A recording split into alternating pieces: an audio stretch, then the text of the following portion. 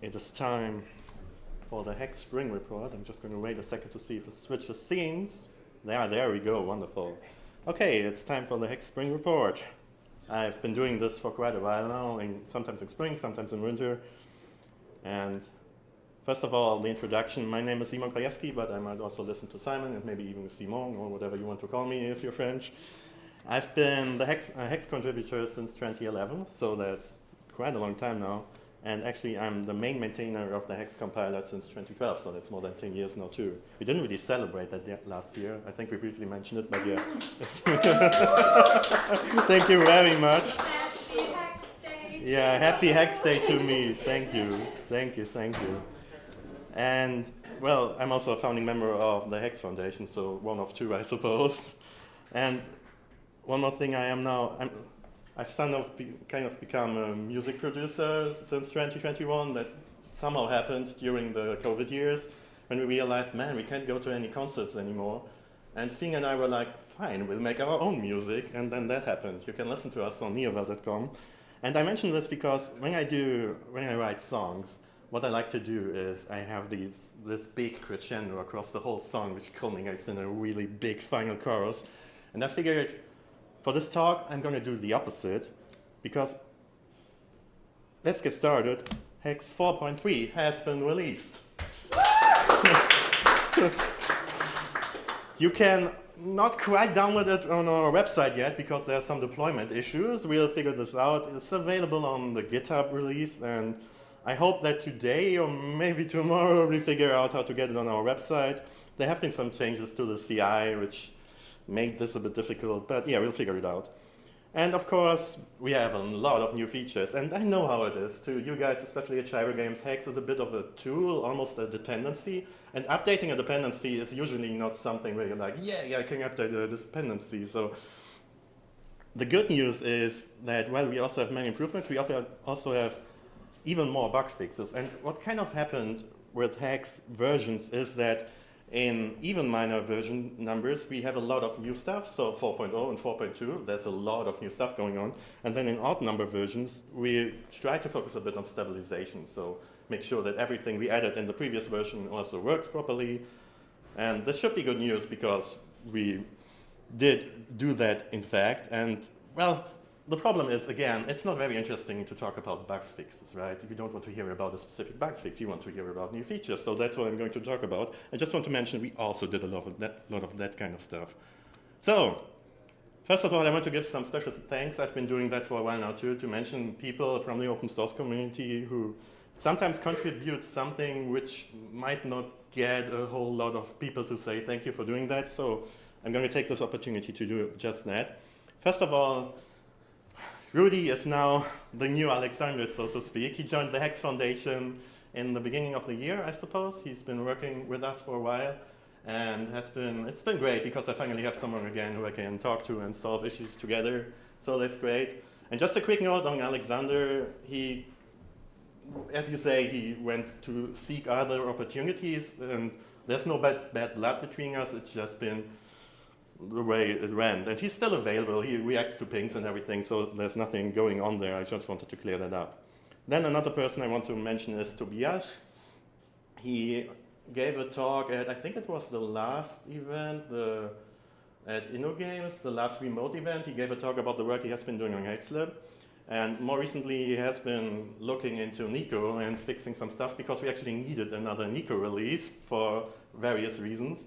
So he took care of that, and one of the big things he did across multiple targets actually is to upgrade to PCRE2, which was also necessary. So thank you very much for that. He also made a lot of other contributions. Like, I went to the changelog and his name showed up quite a bit. So that's definitely something he did. And the same is true for, I believe someone told me this was pronounced links for some reason, but I just go with it. I'm mentioning various contributions. The same thing happened. I went through the changelog, and there were a lot of commits made by him with some stuff which you never get any attention for that, for fixing some random bug or something like that. So thank you very much for that. He also added a few new features. I'm going to come to that a bit later. Then Iden63, he has been doing some work on the C++ generator, which to make some improvements which were needed, and he's also, which I find very important currently, and I hope still currently, looking into the C++ libuv support for ACES, which is something I'm going to mention a bit later too. I hope he hasn't given up on that yet, because it would actually be pretty cool to get that done. Then Apprentice Alchemist is his GitHub handle. I'm using GitHub handles consistently. And he made various API contributions to the standard library. For instance, we now have atomics and semaphores. And he also contributed some other stuff. Then something which might be a bit weird is I want to thank the Haxe Discord because, well, last year there was this point where I took a break from Haxe for like 2 months, and I came back, and it felt like there was nobody there anymore on our internal Slack. I don't know what happened really, but it felt a bit empty and like a graveyard at times. And I remember voicing that concern to someone, and that person then pointed me to the Haxe Discord. And I went there, and it was just bustling with activity, and there were so many people asking questions. And I had this realization of, oh, so that's where the Haxe community are. And that really helped me during these somewhat difficult times. So thank you very much, Haxe Discord, for existing. And then finally, I have to thank this guy for creating Haxe. We wouldn't be here if you didn't do that, so thank you for that. And now, with that, oh, that's one more thing I wanted to mention. I looked at this randomly, and I saw the GitHub commit statistics, and yeah, I noticed I'm only 28 commits away from taking #1 spot, and I feel kind of bad about that. So I feel like I have to make a new GitHub account now to not overtake him. But yeah, that's just something fun I found. All right, with that, let's talk about new features.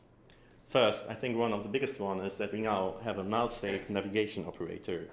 And the way it works is, instead of using a simple dot, you now use a question mark dot.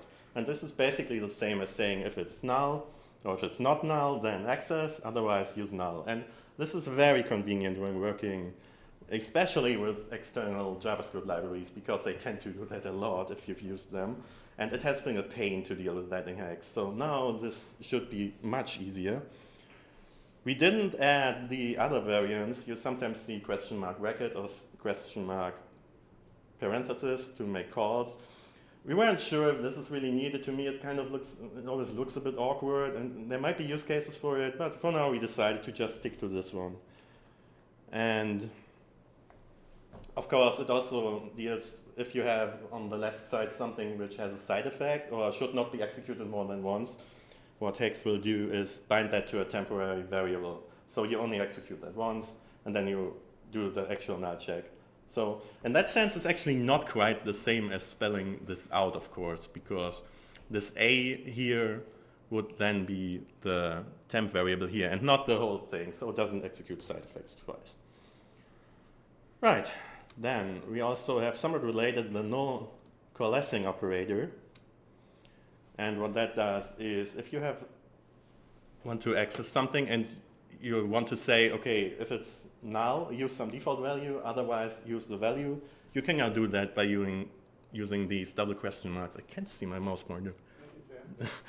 There it is. You can now use double question mark, and that's basically the same as saying, well, you can see the generated code here. If it's not null, then use it, otherwise use the default value. This is the same as this, just noting hexadecimal notation. So this is also very useful when interacting with some JavaScript libraries and maybe also in other cases.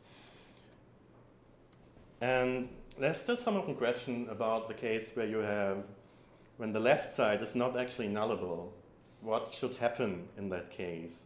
Because it's not clear, should we then generate this code, which is never going to execute because left side isn't nullable anyway? Should this be an error? Should this be an optimization problem?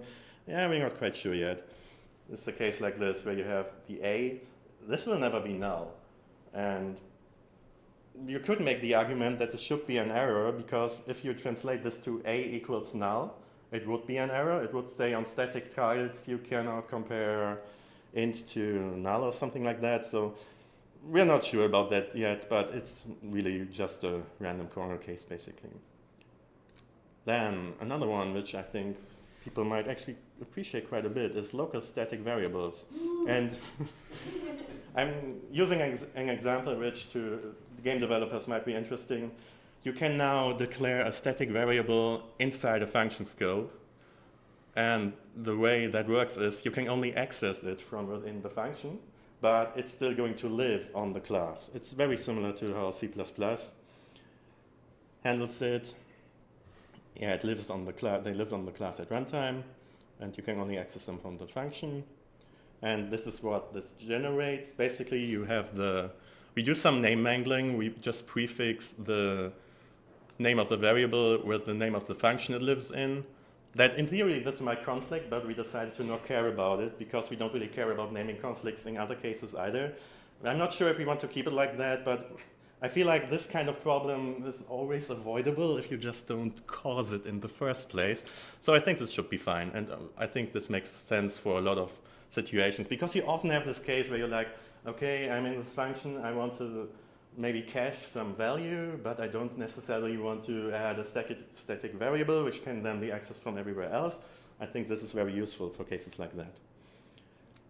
Then this is a bit of a thing which has been somewhat on an oversight. If you have a situation like that, you have an abstract which has a function x, and then you're in function y, but you're being kind of silly and also declare a local variable named x. Now, how do you call the x function, the x method on the abstract? You can't really without a bit of a weird workaround, which would be, I suppose, this. You take this, which is going to refer to the underlying type, which is integer in this case, and then you cast it to the abstract, and then you call the method on it. And it's a bit awkward. It works, but it's not really pretty.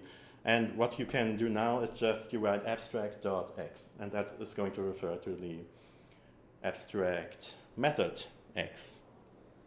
Can you also return abstract or something? No, it's only for middle access. I think it's good. No, I think it's a good question. If you use abstract not to access a field, but to do something else with it. I'm pretty sure we considered it. I'm not sure what it does right now. Is it like if it's a value, then it's I don't think it is a value, because what value would it be? I don't think it's this type as such. Yeah, actually, now that you mention it, I think it's actually exactly the awkward thing I mentioned here. Yeah. I think this is how this is generated, maybe without the cast, and that's probably that, yeah. Then we also have default type parameters. This is one of the things I always struggle to find useful examples for it, but people tell me that it's very useful in certain situations. So what you can do now is declare a class which has a type parameter which is by default int. And then if you use that class, I'm just using null to cast to that class as an example, this comes out as cint. And of course you can still, this is to make sure this, to distinguish that this is not a constraint, right? The t is not constrained to int, which would be the column, it's defaulted to int. So you can still initialize it to string instead if you choose to do so. And we only allow that for types at the moment, not for fields. One problem with fields is that we don't really have a syntax for being explicit about type parameters, because you can't call a method and explicitly specify the type parameters of that method, because that's a bit of a syntax problem, which we never really solved, actually. So for now, you can only do this for types. And apparently that's, I thought there was more on this slide, but apparently that's all I have to say about that. Okay, then let's move on. One thing which is specific to the JVM target, which I'm maintaining, which I wanted to mention, is that we now support functional interfaces there. Here's a bit of a larger example. If you have an interface which has exactly one method with a given signature, and then you have some place where that interface is expected, what you can do at the moment only on the JVM target is assign a method to it. So you're unifying not a method or function. You're unifying a function against an interface. And the compiler accepts it, and the JVM target accepts this as well. This is one of the cases. This is how Java people do it. I don't particularly like it, but in Java you do it like that. So in order to make it work for people who want to use native Java APIs, it was a necessity to support this. And now we do. Okay, I think that's it for language features. What I now want to talk about is more of compiler features, and In particular, my favorite feature probably of the whole release is the new error reporting mode. Because if you have something like that, I'm using overloaded functions as an example. We have a function test which accepts either a string or an int, and then we're being idiots and call it with true, which doesn't work. By the way, I was surprised when I tried to figure out since when we've been supporting this kind of thing on externs. You can even now use inline. If you use inline, you can use this across all targets now. We supported that in 4.2 actually. And anyway, the point I want to make here is that if you compile this, at the moment you get this wonderful, these wonderful lines. It's a big mess. I actually let it just overflow on the right because there's so much going on. It's not really readable what's going on. And what Rudy did is add a new define which says message reporting pretty, and then it looks so much better. You have nice indentation, you have the main arrow on top, then if you have sub-arrows, they are indented, and they still show the line, they underline the problem. In this case, it's using these, what are they called? I'm not even sure. But there's also a mode, and it's actually the default mode where it will just nicely color the thing. And it looks so good. It's really, especially if you're reading CI logs, it looks so much better now than before. So yeah, that's one of my favorite features of the release for sure. And then something else we added is a new warning management, because warnings have always been a bit tricky in Haxe. And I know Nicola doesn't really like warnings, we discuss that sometimes. There are some cases where warnings are somewhat useful though. In this case, it's a basic example. We have a deprecated function test and we call it. So of course you get, I'm using the new error array, but of course, you get now a warning which says W deprecated. This is the identifier of the warning. And then if you decide, well, I don't want to see that, you have multiple options. You can just disable it at command line completely by using -W, and you can use a minus to disable a warning or plus to enable a warning. So if you don't care about any deprecation warnings, you can go for that. What you can also do is use the hex warning metadata to configure it by type or by method. So sometimes you have a case where there's a specific method which uses something deprecated, and you're like, okay, I probably will fix this at some point, but for now I just don't want to hear about it anymore. Then you can use this metadata on that method. And we designed these identifiers in a way that it's a bit of a tree. So we have WAll, which is the mother of all warnings, and also documented like that. And just as an example, we have then a typo warning, a pattern matcher warning, and a specific warning, which is unused pattern. You might have seen that if you use the switch case, and then the compiler complained about some entry being unused. And this sometimes you're like, okay, I don't care about that. It's probably a problem, but maybe it depends on the target or something. So you can now turn it off, or you can turn everything off if you so prefer. Then another great feature we have added is that you can now register your own metadata and defines. There are several functions actually which now live on hex.macro.compiler, which is the API that you use by using --macro. You can now register a metadata description file, and I'm using an example here from the compiler itself, which is the generic metadata. It has a name. It has which metadata it actually uses. I'm not sure why these should be separate. I suppose you could use some other name if you wanted to, but well, it doesn't really matter. And then you have a description. And you can now make a list of these and register them at the start of compilation. And then this actually gives you all the features we have for the defines and metadata, just that you can define your own now. And oh yeah, and you can also specify the source where the metadata comes from. So I think haxelib does it automatically. So if you have a haxelib and you use this kind of feature, it's going to tell you that specific metadata comes from a specific haxelib, which can be really useful. And then you can hover across it and it shows you what the metadata does. And yeah. Can you also use API for the library will inject itself its own description for its own metadata is doing? Like I'm thinking about macros. Can you use? Let's say here you have a library. Yeah. And you link the library and you start calling some code. And maybe the code will itself execute as a macro to register its own metadata.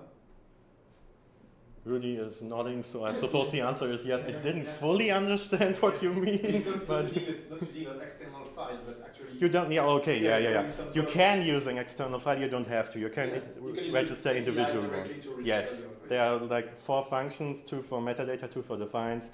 One is to register an entire file, or you can just register a specific metadata. Yeah.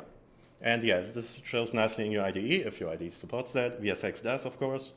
And the same is true, I've shown it for metadata, but exactly the same is true for defines as well. If you have a custom define in your library, which switches off some behavior or something, this can then also show in your HXML. Right. Now, some honorable mention new features. I'm not making a full page for these. Just basically, I'm copying the changelog here and mention a few things which I think are interesting. We now consistently allow trailing commas.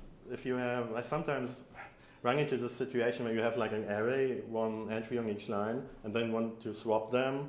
And then for the last entry, you have to remove the comma. And if you copy the last entry, you have to add the comma because then it's missing. Now, if you want to, you can just always have a trailing comma. And I think this is true for all places where commas are allowed. Then one change which might trigger issues in some cases is if you use null as a literal, it is now inferred as null something, not just something, but null something. This might change behavior in some cases, but I think it's for the better. And this is a bit difficult to give an example for.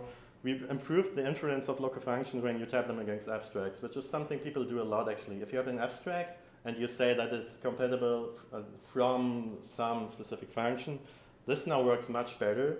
It used to, basically if you had a single from, it would work fine. If you had more than one, it wouldn't work at all. That was the situation in 4.2, and this has been improved to be much nicer now. It checks the arity, so if you only have one function which accepts one argument, and assign a function which accepts one argument, then it's going to use that, which is a great improvement. Then this is also kind of nice if you have property accessors. They are kind of disconnected in Haxe. You define the property itself, and then you have these get underscore and set underscore functions. They now infer the type of these accessors by using the property type, which saves you some typing in some cases. Then I'm not sure how much people really care about that, because what happened in 4.2 and before is if you had a do-while loop and you let the optimizer run on it, it would turn into a while loop. And there were reasons for that. We now changed it so on most targets, actually all targets except HL, because that won't just hang. So on all other targets, it now gives you nice do-while loops, which do sometimes look better, because there was probably a reason why you wrote do-while instead of while. So that's just a code generation, nice feature.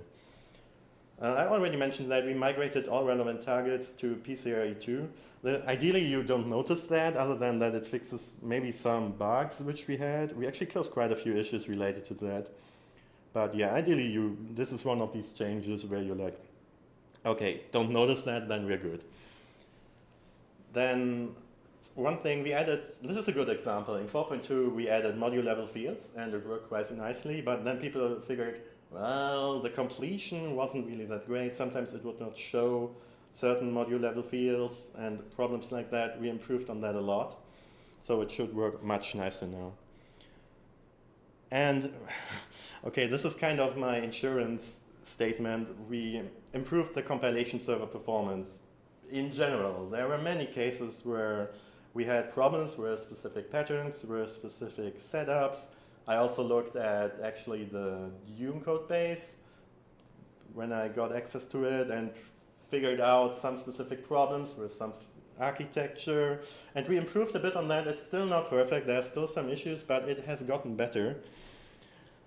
And we're still going to work on that, of course, because I know people are very interested in IDE support and compilation server things like this. This is something, yeah, we have to work on it. I know. Okay. Now, what I want to do now is, because this is basically what we have, and I want to talk a bit about where we are going, and it's more of a thing of where I think we should be going, because as a disclaimer, this is my opinion, and this isn't necessarily the position of the Haxe Foundation. Just because I think we should do it doesn't mean that we're definitely going to do it. We probably have many discussions regarding different various things that I'm going to say, but yeah, anyway. Actually, it might be a bit controversial, some of these things that I'm going to say, because people might not like them, but well, that's the way it is. And I think it's a good thing to sometimes be a bit controversial, to discuss some things, to have different opinions. I feel really more of that. Everyone always has this idea that if you have a difference in opinions, that there's a problem, and I don't think that's necessarily true. You can have a very healthy discussion between two people who have different opinions, and I think it's important to have that. So, first of all, what about Haxe 5? Haxe-in-Haxe. Wait. Wait. So, my first question is, should there be a Haxe 4.4, or are we going directly to Haxe 5? Well, that's not difficult. Actually, it is difficult to answer. If we look at the dates when major Haxe versions were released, we had 2.0 in 2008, then 3.0 in 2013, then 4.0 in 2019, and now we can turn this into a bit of an IQ test. When should Haxe 5? What's the next number? What's the next number?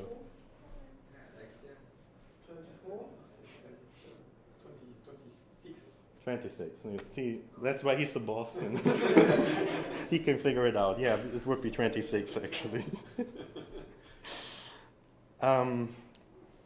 And the thing about major versions is you always have some new features, right? Because if you announce Haxe 5, you want to have some big headliner that is in your feature.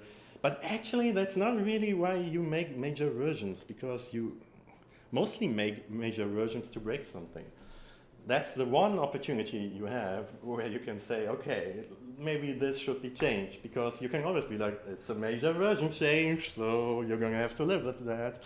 And yeah, the question then becomes, is it time to break something in Haxe? Because sometimes you have to reevaluate decisions or additions and see, should we maybe do something differently? So incidentally, let us talk about the Java and C# targets. They were added in Haxe 2.10, I believe that is, from 2012, so they have been around for quite a while, as long as I basically. They came with a substantial internal framework, which I often refer to, again, CommonML. Unfortunately, the original maintainer is not really active anymore, which is a bit of a problem sometimes. There was some effort made to minimize the pain, as I call it, especially by Nadako. He separated, there was basically one giant file, and he split it up into multiple files, so it's much nicer now. But overall, these targets still kind of drag us down. Every time we add something new, we have to go into this deep framework and make additions there, make changes there. Nobody really understands anymore how it works. It's a bit difficult. And also, I'm kind of thinking we're spread pretty thin as it is. So maybe it's time to focus a bit. Then the Java target has basically a successor in the JVM target. It's not everything works yet. I think there are some very arcane situations where the JVM target doesn't really work and the Java target does. I'm going to fix that. Unfortunately, there's not really a successor to the C# target, and that's unfortunate. I tried to make a CIL target at some point, but it didn't really work. But in my opinion, it's time to X these targets and get rid of them. And focus our efforts on other things and just cut some, excess meat or something. there's something. Trim.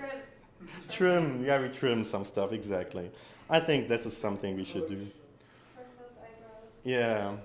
And of course, we then also have to ask, what about some other targets? If you look at neko, it's very small and very cooperative, I call it, because for some reason it just works. No matter what we throw at it, it just any new feature. Funeral in the chat, like. What people are already We're made? starting a funeral in the chat, like. Yeah, neko, very cooperative. It just kind of works. I'm not sure you did something right apparently because it just keeps working. Like every time I think, oh, this might be a problem on neko, it's actually just fine. So, yeah, that's what I just said. And I don't see no reason to get rid of neko. It's been around for a while. I don't think we'll make many updates to the runtime, but as long as it works, it can stay as far as I'm concerned. Then some other targets, Python, Lua, and PHP, they're not quite as small, they don't quite work as well. But they're usually not a huge nuisance either. So in my opinion, they kind of need a new maintainer. And people sometimes show up, especially for the Lua target recently, and kind of want to make changes because the Lua maintainer also is seeking other opportunities at the moment. And I don't know. If someone shows up and be like, I want to be the new Lua target maintainer, then yeah, sure, go for it. I think it would be, oh, that's not what I wanted to press. I think it would be useful to gauge the usefulness of these targets because I have a suspicion that Lua can actually be quite useful. PHP, I have no idea. I don't know what people use the PHP target for and why. Who wants to write PHP anyways? Yeah, okay, nobody wants to write PHP, that's true. And Python, I don't know why you would use the Python target. The web people use the PHP. What? The web people use PHP. The web people use me. The web people, oh, that sounds ominous. Yeah, the other apps people that don't do games. Yeah, so maybe I can. You can do community poll, we did that. Yeah, maybe And something you say like that. which target are you using on a regular basis. Yeah. As a regular, it was quite surprising because there were people who were using a lot of different targets. That is true, yeah. Nicolas saying that we should maybe do a community poll because sometimes we just misjudge that. And I remember actually we did that at some point, right? We did make some kind of poll and then a lot of people were using some target we didn't really expect. So yeah, maybe it's a good idea, and that's about what I'm saying here, to see how people use that. And so the conclusion is, it depends. We'll have to see, we'll have to check that out. I don't want to like get rid of all targets or something, I just think it's time to focus a bit. And then another question, of course, is the dependency on neko, and where does it come from? Well, of course, haxelib runs on neko, and that is still the case. There has been some effort to get it running on the macro interpreter, eval instead, and in theory, that works just fine. The problem, actually, the big singular problem is that we have these run.n files in haxelib, so you can pre-compile basically your code and then let haxelib run it, and we don't really have that. Run.hx with macro interpreter. Yeah, but then you would have to compile it. If you just compile the hx, you go through the whole compilation process. So we can discuss it. Okay. Yeah. Let's discuss it. We're already getting some ideas here. So in theory, you can compile the whole project, but it's not so easy, I think. In my opinion, we need a binary format. I'm saying for eval, but I think it would be just in general some binary format. And in that regard, some effort was made to implement that with the code name hxb, which would be hex binary, I suppose. And then after implementing that, some effort was made to design it after the fact. And I'm not sure why, but this didn't really go anywhere. So we kind of have this nice design document now, and nobody really implemented that design. So maybe it's time to pick that up. I think this would be useful for various cases. So that's definitely something I think we should focus on.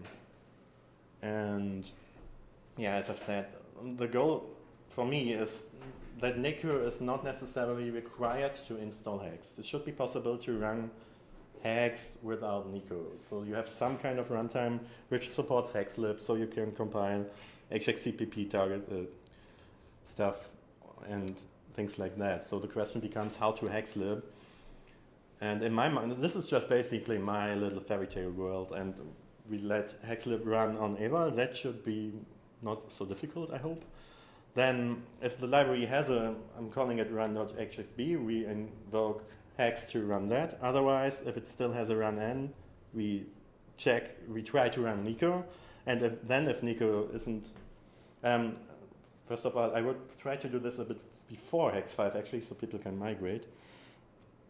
And we then encourage library authors to also ship a run.hxb or whatever we end up calling it, so they can have both in their hex libs, and then it works with hex4 and hex5 and whatever comes after that.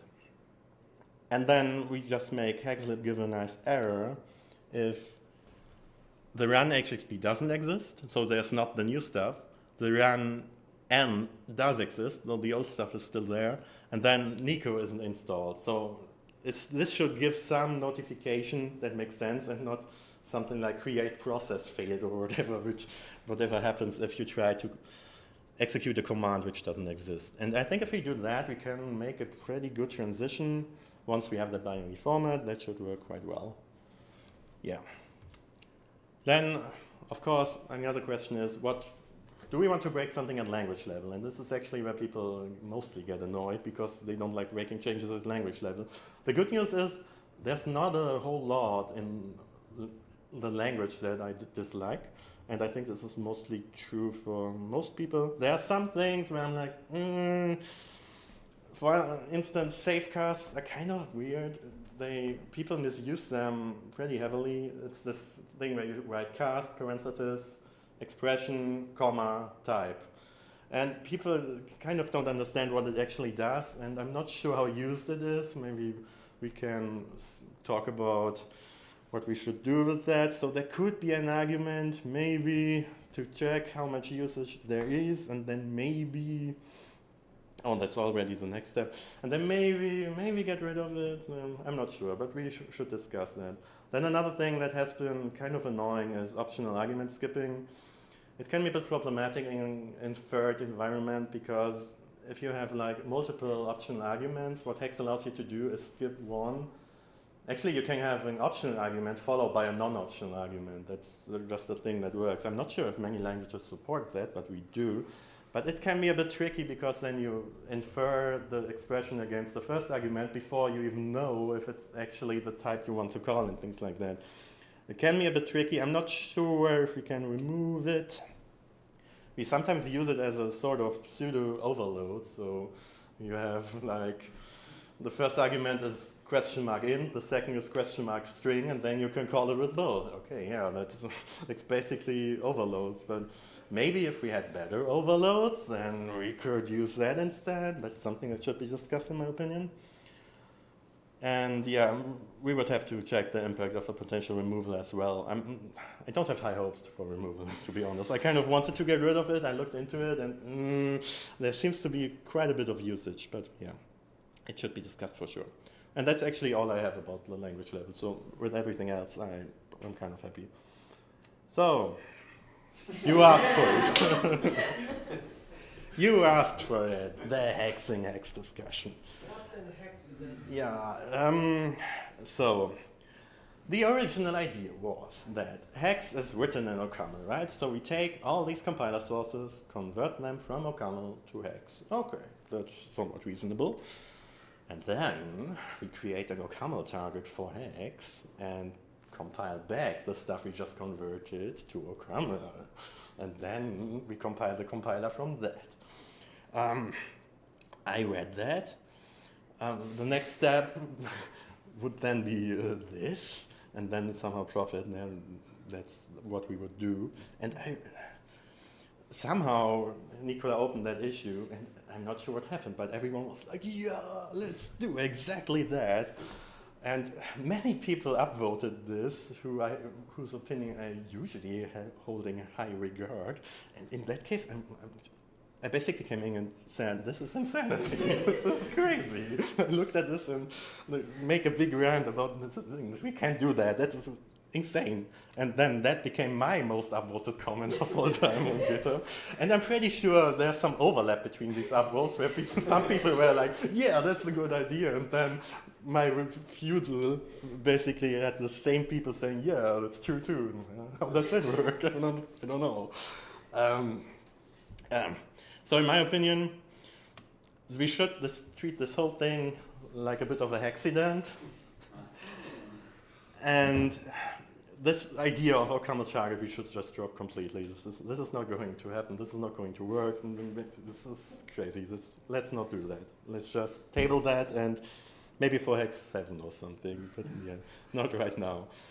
This whole idea of converting the common sources to Hex, maybe it could be done. I don't really see many big obstacles. If somebody writes a good, because the common basically has something similar to our macros, where you could look at the AST, and then we basically could write a translation tool, and then have the common sources translated to Hex in some way. It could be done. I don't know if it's worth it, but it could be done. In my opinion, it shouldn't be a focus at all. And if we did that, it's unclear which target we would focus on. I mean, it would of course be nice if we could use HL for this, because then we'd have the whole Nikola stack basically running on HL. But unfortunately, with the current garbage collection, this is just not going to work, and we don't have a better one at the moment. I'm not sure if we'll ever get a better one. But with what we have, I don't think it's realistic to do that on HL, unfortunately, as nice as that would be. In my opinion, we should instead check out the new OCaml multicore support, because this has been one of the big problems with OCaml. It wouldn't support proper multi-threading. It just wasn't a thing. But more recently, it actually became a thing. So maybe that would be interesting to check out. And one way or another, I don't think we should do anything for Hex 5. We should table this and maybe talk about it later. Then that was all the stuff, I think, where we can talk about when we removing stuff or not doing stuff, basically. And as I've said, if you announce a new major release, you want to have something in the headlines which sounds good. So just briefly, what would sound good? I want to make the commitment, and I've been making the commitment actually. I don't want to release Hex 4 without support for coroutines. I think that should be the new big feature Hex has. There has been some effort made in that regard, and it actually looked pretty good. And then a pull request was opened as a draft pull request to play around with it, and by now it has like 20 billion conflicts, so I'm not sure where this is going. But one way or another, I think we should make this work, and I think this would be really good for Hex. Then the other thing which always goes along with that is this whole ACES thing, because at the moment the sys API is kind of sometimes a bit difficult to handle, and having an asynchronous system API would be a good thing based on libuv and all that nice stuff. I think we should look at what the current state, because we designed an API, we actually had like 3 people working on that over the years, and we have a pretty decent API. We should figure out what the current state is of that API. Then we should focus on making it work on one target. I don't care which target, just pick one target and make this stuff work, write some tests, and look that it's usable, basically. And then once we have that, we can extend it to other targets. And because at the moment we have there's some work done on one target, there's a pull request for HL, I believe, which is doing some stuff, but not everything, and the same is true for other targets, so yeah, it's a bit of a mess. I think we should focus on one target and get that done. Then, this is a bit of a random thing. People keep discussing it every time, the property syntax in Hex. Many people find it weird that there's this disconnect between the declaration of property and then the method, the get and set method, being completely different and unrelated, basically. And there have been many suggestions how to change that. The problem is, in my opinion, none of these suggestions is really, I don't look at it and think, yeah, that's what we should do. Many people suggest C# style, which is pretty good. Maybe that could be something, I don't know. I think it should be discussed, and it might be a good addition too. Yeah, and I think that's actually it already. So, thank you very much for your attention. And I think we decided to do questions at the end, so. Can you just say we should write questions for the discussion? Okay, you're supposed, if you have a question, you're supposed to write question, column, and then the actual question. We collect them, and then at the end of this conference, we'll have a brief Q&A and answer some of your questions. Not all of them, but some of them. All right, and with that, we're going to take a quick break, and then it's time for the next talk. Be right back.